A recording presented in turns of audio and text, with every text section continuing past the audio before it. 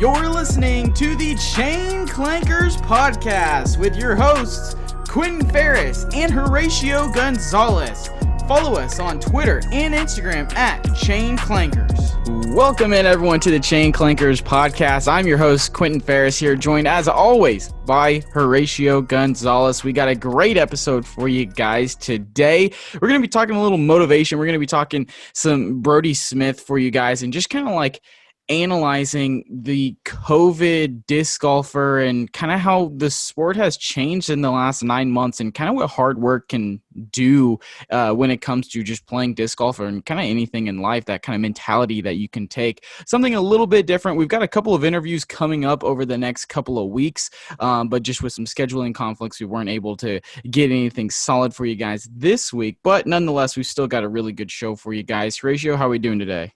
I'm good. Hopefully get a little disc golf in today. The weather's finally like perfect, low wind. Went and played some doubles yesterday with a couple of buddies.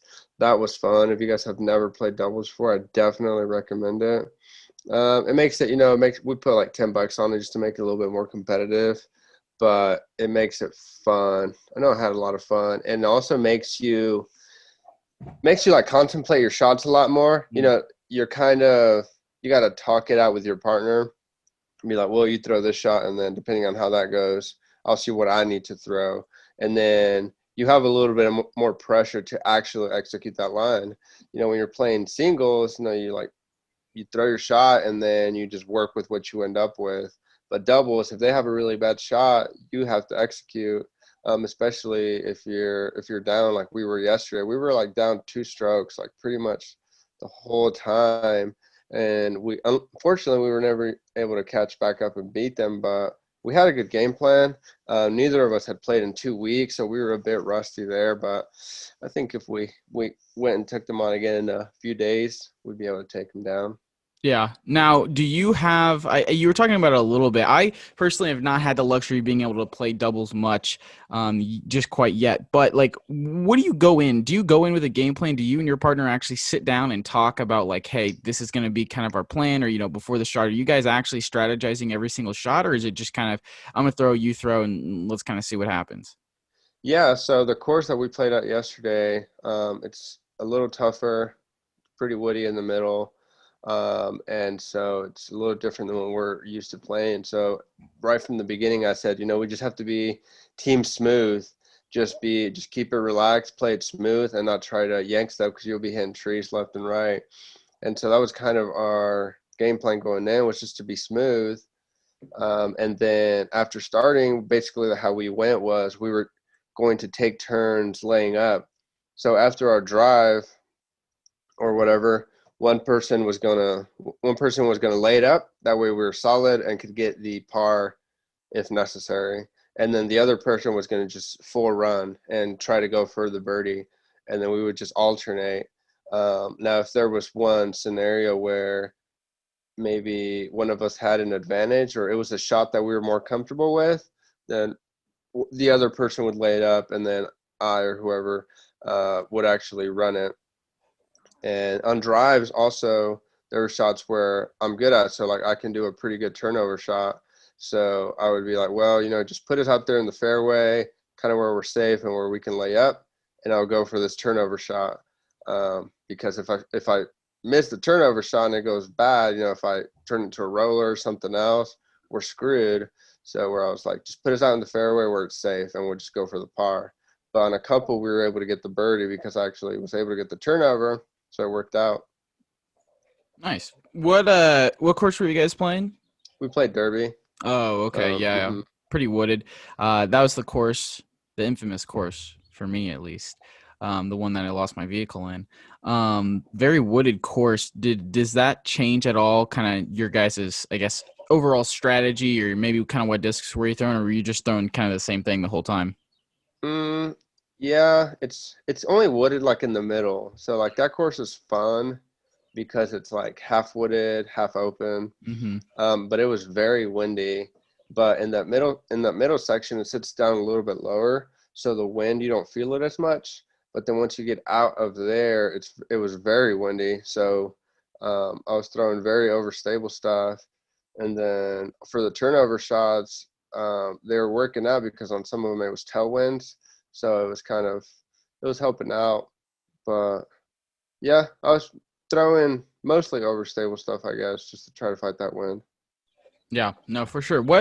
This is, I guess, a question for me. What bag are you rocking with right now? Is it the AX4 from Grip? Because I'm Yeah, looking to upgrade my bag. already. Yeah, I just need more storage. I spent the morning so my girlfriend and we've cleaned the apartment, and I was like, it's springtime. I probably should go back through my bag, kind of figure out what discs I want to throw. What if I'm not throwing something, I need to take it out and replace it with something I want to throw more of. Yeah. And I was like, you know what? I just need a bigger bag. I need more storage. I need more discs to be able to throw in there, even though I'm still gonna throw the same 3 discs Yeah. anyways. 'Cause I But feel like yeah, your I'm bag definitely is looking pretty to upgrade my big. bag. 'Cause I feel like yours is pretty big. It's not. I mean, yes and no, not really. The main compartment is only 18 discs. It's a paratrooper for anyone that is wondering. I Yeah. have a YouTube video up on our page. It's called Trooper versus Paratrooper bag review, something like that. It's very good for the value and for the money you're paying for it, but it's not enough. I need more. I need more storage. I need to be able to hold more discs that I'm not going to throw that I want to have in my bag.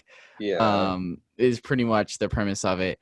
But I think I've also been spending a lot more time detailing what disc I want to use for what shot. And so there's just a couple of discs that I have right now that I just need to continue to have in my bag so I can kind of learn where they fit in my bag, if that makes Yeah. sense.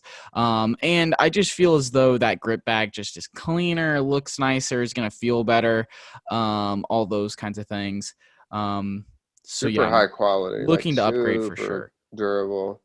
Yeah. I don't know what color you're looking to get, but because I know when I was looking for one, I mean, it's an investment if you're going to play in this as much as we were. Our first one that I got, it was torn in 5 months because I was playing every single day, twice a day. And I mean, you pick them up, and like if you're walking from hole to hole, sometimes I would just grab it by the top handle. So that's what tore. But I was like, I don't really want to buy another bag. And then eventually, because the bag I wanted was the grip, but Mhm. it's like, oh, I've only been playing for a few months. Like, do I really need a big expensive grip bag? Like, is that too much? Too ridiculous? But I was like, I'm gonna be playing this for a long time. I want to get the bag that's gonna last me a long time. And so I just went ahead with it. But everything was sold out at that time, and the Doug store here, they actually had some, and I really wanted the tan one. It's like a Mhm. sand brown color, really cool. But you couldn't find those anywhere. And so I went with the black, which is nice and like it won't get dirty as quickly. But they just got a bunch of tan ones in at Ducks like a couple months ago. Really? Uh, yeah, I might have to slide through because yeah, I spent definitely a solid 10, 15 minutes online trying to find one, and they all seem to be sold out online. So yeah, I'm definitely looking to upgrade my bag, get a little more disk storage in there, and yeah, I'm getting ready for the summer season, man. I'm super excited. I think that this is our second summer we're going into of slanging, so really yeah, excited to kind of go through that full cycle finally. Definitely something that I've learned is that I definitely like disc golf when it's just a touch colder outside. I'm not hating on the summertime, but I also really don't mind going out there in shorts and a hoodie. mm, But yeah, I mean, just glad that it's back. We're definitely gonna have a lot easier time slinging here in a month or two. We're gonna have some awesome YouTube content coming out here pretty quick. So yeah, I guess let's go ahead and talk about our main event for today's episode. So go ahead and I guess explain in a little further detail what exactly you wanted to talk about today, Horatio, with the Brodie Smith getting 1,000 rated, the new disc drop, all that kind of stuff. yeah. So I guess I've been wanting to have this conversation for a while, but I think it's a good time now, especially with the disc he just finally released, and then he's 1,000 rated. Um, but so when I started playing disc golf about a year ago, I immediately went to YouTube, and then one of the things that started popping up was Brodie Smith, and he had a couple of videos where he was going out and like learning And these are still great videos. So if you're just starting out, or if you need to refresh your memory on some stuff, there's some videos that he made with Paul Macbeth, and they're just out in like an indoor facility, and they're like throwing putters, throwing mids, throwing drivers, and he's learning. He knows nothing, and he's just being a student. And like, not everyone is as privileged, to have the best disc golfer in the world just teaching you to play the sport that you're coming into. And so that's super cool.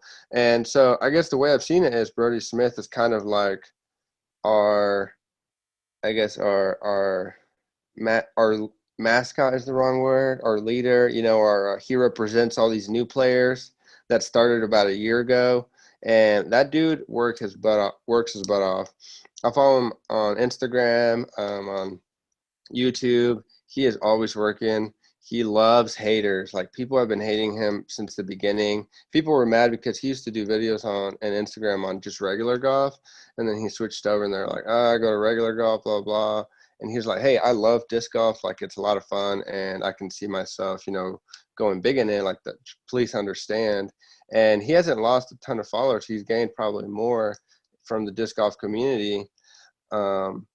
But yeah, he is a year in and he's competing, and we'll get a little bit more into that. But that's kind of what I want to talk about today. It's just the Brodie Smith effect, kind of on disc golf, and then just him himself and what he is doing to the game. Yeah. So just a little more backstory to, I guess, kind of what is 1,000 rated players. So on the PDGA site, they have this thing called like the scratch scoring averages, which is like the, I guess, course rating, the average scores for the course. I'm pretty sure you can correct me if I'm wrong, but the way that I understand it is you can kind of compare it to just like that's what par is. And so if you are scoring par or better, you're going to be 1,000 rated.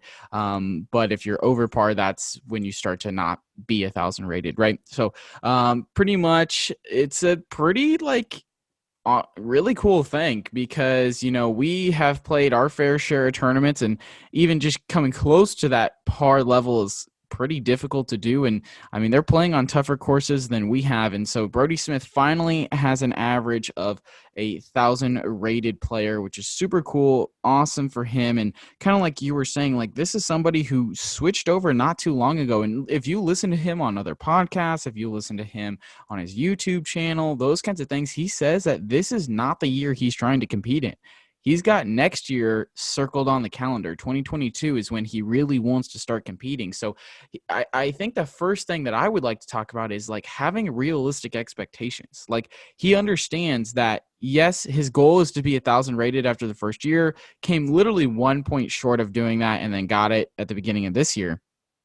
And it's having those realistic expectations with yourself. He understands he's not going to win a world championship this year. He understands he's not going to win probably a disc golf pro tour event this year, but he can be top 25. He can be top 30. He can strive to be top 15, top 10. He can compete in those events. He can continue to learn his bag and learn the courses, because you're competing against other guys who have been going to these courses for years and years and years. They know them very well. Sure, they only play them once a year, but they get like 10 rounds on them.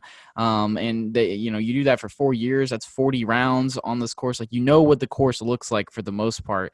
And so he's really going in, competing with these guys, having realistic expectations. And I just think that's important to have in your disc golf career, or, just playing, fooling around with your buddies. Like, if you know that your expectation is +5, nothing wrong with that. And you shoot a +3, that's awesome. Shoot a +7, oh well. Like, you're just a little bit over what you were hoping to get. Like, don't go into a course being like, oh, I'm going to shoot par, when you're not going to shoot par. Or I think another good example is hole 1 at the Memorial, where it's like 400 feet and you have to carry water for like 380 of that or something like that. Like, Yeah. if you can't hit that, don't go for it. Lay it up, be safe, and attack it and play for par. Don't always try to make the hero move. I think that's kind of the first thing that I've noticed in his game that I think a lot of other people can take from it. Yeah. And just talking about like his game, like how much he has improved, I think he's changed that, being a little bit less risky. But another thing I want to talk about is just kind of the effect that he's had on just the other players. because he was a YouTuber already doing ultimate frisbee and just doing like regular golf and other stuff. But his YouTube was really big and he was getting a lot of views already. But then his disc golf videos were also getting a ton of views. And I think that that's kind of like rolled over into some of the other players. It's like a lot of the other players have YouTubes or have started some channels. And I think part of it is like thanks to him because, all these fans went on there looking for content. And I mean, there's only so much stuff that Brodie can put out. So they'd watch disc golf and I'm like, well, who else can I follow? Like, who else can I watch? And him and Lazat were like the biggest ones. And so I think other people started creating content and started creating channels because they saw that there was a market there. They saw that people wanted to see what disc golfers were doing and they wanted to learn. And so I think he has brought a ton to this game, and like people don't give him enough respect for, especially with like how much he has a ton of fans, but he also has a ton of haters, like he's always talking about, and people just saying like, oh, you're trash, like you're not playing, like you're not, why are you playing, like you shouldn't be on the pro tour. There was one tournament where he was on the lead card and they're like, why is he on here? But I think besides the fans that he's brought over, like he's brought money over to Discraft, he's brought money, like people tune in to watch him play. Like I'm sure a lot of people tuned in just to watch him on the lead card because he was Brodie Smith and wanted to support him. Like they knew he wasn't going to compete with all those other guys like that day, but they just wanted to see him in action. After you watch him on YouTube so much, you're like, well, let's watch it live or on Jomez. So I think that's a lot of fun and people should give him more respect.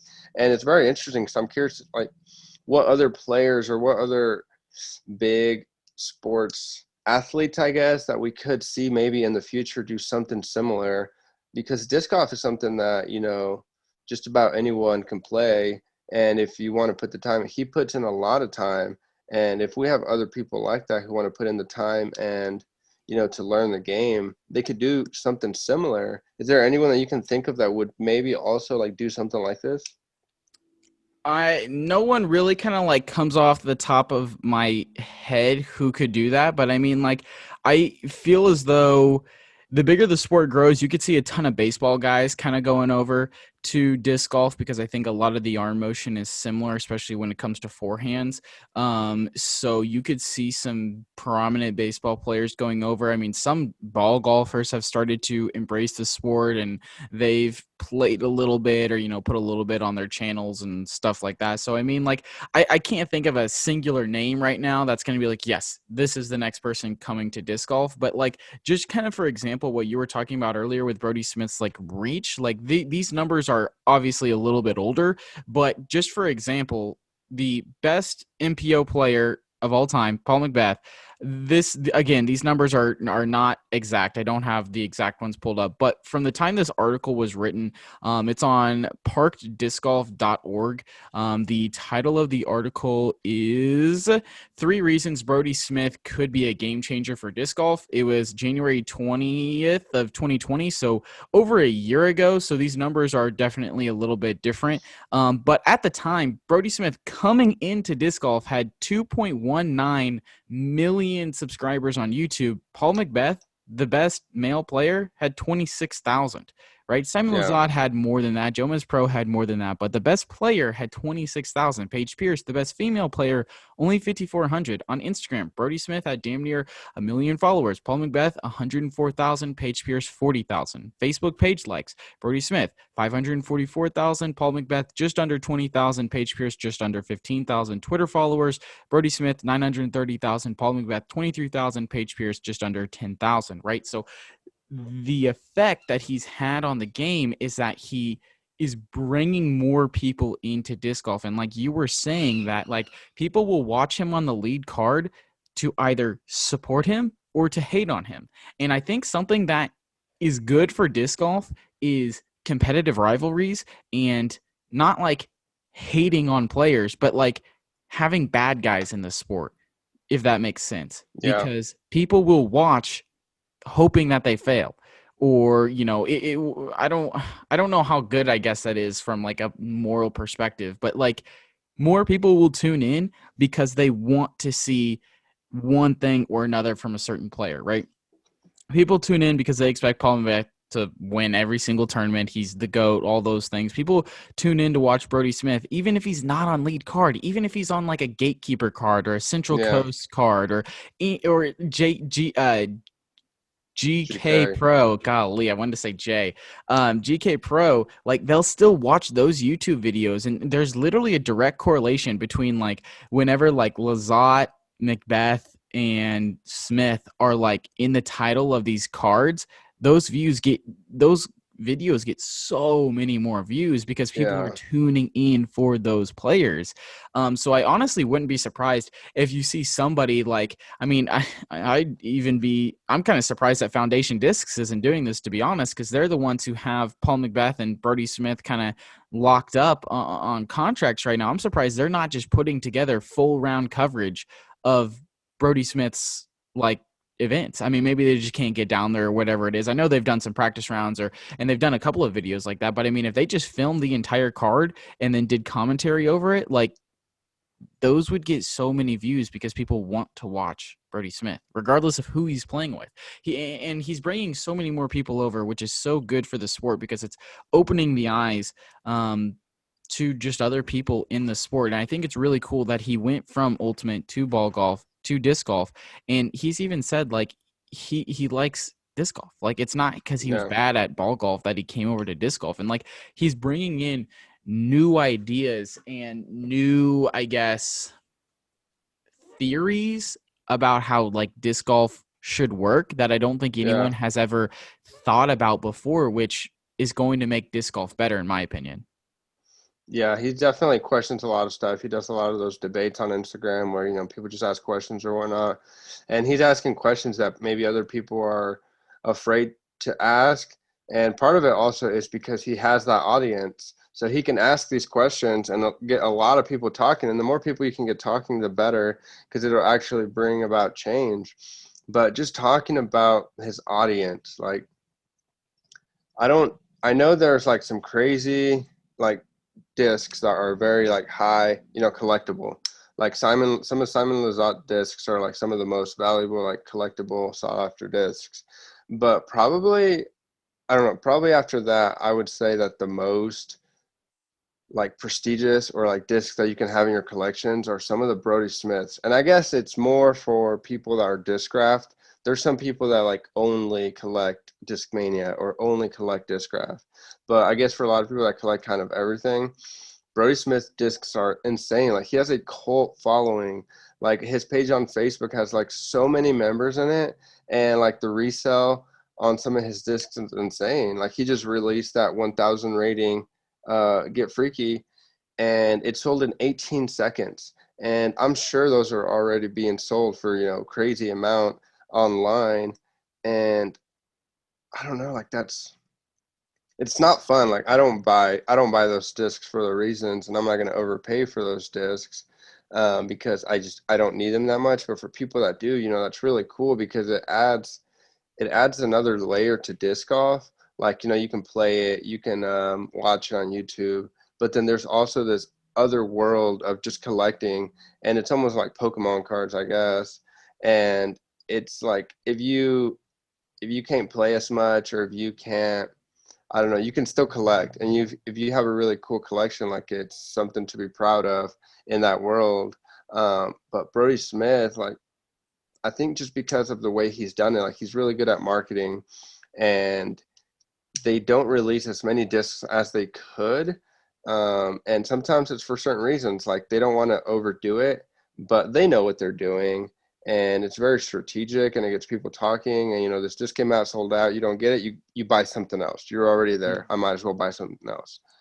But yeah, what do you think about that? Just the cult following that he has. Yeah, it's unreal. So, just to kind of put into perspective what you were talking about, some of these really aren't that bad. So his like original like Get Freakies that dropped where it didn't have like the Dark Horse on there, or I guess the Dark Horse was small and it like actually like in big letters said Get Freaky. I'm seeing a couple of those for like $50, so not that bad. But like the 1,000 rated ones that dropped the other day. There's one here on eBay for $325. There's one for, you can buy it now for $400, or bidding starts at $200. And then there's one at $315 with 14 bids on it so far for Yeah. literally a disc and a hat. Like, that's so crazy. His like collector group has 10,000 members on it. He's got over 553,000 followers on his page, 2.2 million subscribers. These are more updated numbers. And so yeah, I mean, just absolutely unreal. I think it's good for the sport though. Like, I mean, the fact that people are willing to pay that much for a disc like this is really good for the sport. Marketability, man, I don't think anyone does it better than him. Like, I really think he's one of the best marketers for the sport and one of the best growers of the sport. Because I can't remember who said this, but credit to them. I don't remember who said it, but the more people that come over to disc golf, the more courses are going to be built. And, Paul McBeth just started his foundation that's going to continue to help building courses. And, like, I think that the mass following will continue to turn more people to disc golf, which inherently is good, right? And then secondly, will, if the disc prices will go up naturally, eventually they will go up. The $18 disc you're buying now soon is probably going to be like $23 at some point in time, right? Yeah. But is it really that bad if those $5 extra are going to the pro players? Like, I think he's come onto the scene and has an agenda to make it better for those top players, to make disc golf more legitimate, to ensure that you can actually make a decent living being a professional disc golfer. You don't have to struggle meal to meal, stop to stop in order to play professional disc golf if you're able to play at that high of a level. And so I also just think I want to kind of bring it back to the point that we kind of started at the beginning of, like, this is somebody who I think we all can learn something from, because it shows that when you work hard and you put the work into what you're doing, you're going to get a return on your investment. You're going to see positive things come from. I mean, this man literally has over 2.2 million subscribers on YouTube and pretty much put his channel on hold so he could focus on disc golf more Yeah. and get better at disc golf. Like, this guy is constantly doing field work, constantly putting, and I'm not saying you have to do those things in order to be good at disc golf. I'm just saying it's a work ethic that you have to have if you want to get better at disc golf. If you're questioning why you're not getting better, it could be your work ethic. It could be Yeah. other things, but it could be your work ethic. And I think Brodie Smith has shown me that there's not going to be another player that outworks him on the pro tour, unless it's Paul McBeth, Eagle McMahon, maybe Ricky Wysocki. I'd say he's one of the top 5 hardest workers in disc golf. Oh yeah, any of those people at the top are going to be, that's just kind of how it goes, are some of the hardest workers. And unfortunately, sometimes there is talent and there is, just stuff that you're kind of gifted with, because some of the people that maybe aren't ranking you in the top 20, like, they might work harder than everyone else, but some people just have a talent for a certain thing. And I feel like some of those, like Eagle and Ricky, I feel like they are crazy hard workers, but they also have a little bit of pizzazz in there, a little something magic dust that just makes them so good. And Calvin Heimberg, yeah, like, just watching some of those guys, like, I'm sure they work their butts off, but they are, like, good on another level. Like, you could take someone and have them work 8 hours a day, and they won't be as good as those guys, unfortunately. But yeah, let us know what you guys think about this. Like, Brodie Smith, I've respected it, and especially seeing, how he started, and this year how his season's going. We're seeing him on those first days. There was one where he was in like the top 10, and then after round 2 or something, he went back down, but he still played a solid round. But he's been ranking up there in the top 20s in some of these tournaments, beating some of these players who probably questioned him. Beating some of these pros who have been playing for much longer than he has, and who were maybe like, he's not best for the sport, he's too loud, all this stuff. But he's going out there and he's putting his money where his mouth is, and he is competing. And I think it's a lot of fun, and it's exciting because it's giving it's giving. I think we see disc golf community, you know, is very chill. Everyone's friends, and I think that's good. But I think Brodie brings a little bit of that like rivalry you were talking about. Like I'm Team Brodie, or like I'm Team Eagle. Yeah. And it makes it a little bit more competitive. And you know, they all might be friends and stuff, but they want to go at each other's throats when once that first shot is that drive is taken, you know, it's game on. And I think that will make the sport a lot more exciting for everyone. Yep, I completely agree with you on that front. And I think he brings that pizzazz that disc golf needs, gives people more of a reason to watch it. And one last thing is that, you know, he shows you that it doesn't matter what somebody is saying about you. You control your own destiny, if that makes sense, right? I mean, because there's no one, the only other player that's probably close to him in dislike is Nico LaCastro. And it shows that don't listen to those who are saying negative things to you. Just worry about yourself, worry about what you can do. And that's the only thing that truly matters. And I think that, you know, can go for, you know, if you're playing a local C tier or if you're on the biggest stage that there is for whatever you're doing, is that there's no reason to listen to what other people have to say about you. The only thing that matters is what you think and what your actions are, and how you handle yourself in those situations. I think he's done a masterful job, and I think he's going to continue to do a good job. Super excited to watch him continue to perform. I know this was a little bit of a different episode that we normally do, but I think this was a good discussion that I think everyone needed to kind of have and understand. And who knows, maybe Brodie will listen to this and we can get him on the podcast sometime. That would be really cool, and we can talk to him about this. But yeah, I think this was a good discussion. Like I said, we got a couple more interviews coming up in the upcoming weeks. This week has been unreal. I mean, first off with the weather being trash, and then you and I have been doing so much in Wichita trying to get some houses purchased and get everything going. But a crazy week. We've got some fun content coming up for you guys. We've also got a cool little logo that's in the work right now, so you're going to want to stay tuned for that. Not quite sure when it's going to be dropping, but it looks pretty good so far, so super excited for that. Let us know what your rating is so far this year. Let us know what your goal for this year is. Maybe do it on Instagram, or if you're watching on YouTube, comment down below. Let us know what your rating goal is, what you're at now, and maybe what you're doing to try to get there. I'd be really interested to kind of compile that data and see what everyone has to say.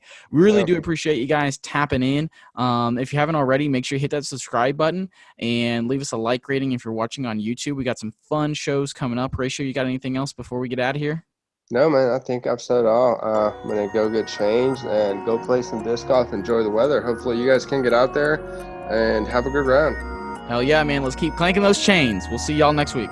Thank you for listening to the Chain Clankers podcast. Make sure you follow us on Twitter and Instagram at Chain Clankers, and hit that subscribe button wherever you're listening to us from so you never miss another episode.